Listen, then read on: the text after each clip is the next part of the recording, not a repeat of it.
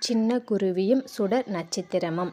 ஒரு அழகான காட்டில் குட்டி குருவி மினி வசித்தாள். மினி பறந்து வானத்தை தொட்டு பார்க்க வேண்டும் என்று கனவு காண்கிறாள். ஒரு இரவு வானத்தில் ஒளிரும் நட்சத்திரம் ஒன்று பேசத் தொடங்கியது.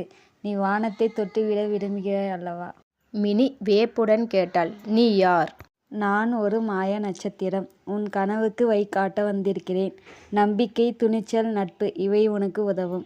மயமேகங்கள் மினியை சுற்றி கொண்டன. மினி நம்பிக்கையுடன் கூறினாள், நான் பயப்பட மாட்டேன். பருந்து பறந்து வந்தது. இந்த இடம் ஏன் வானம்?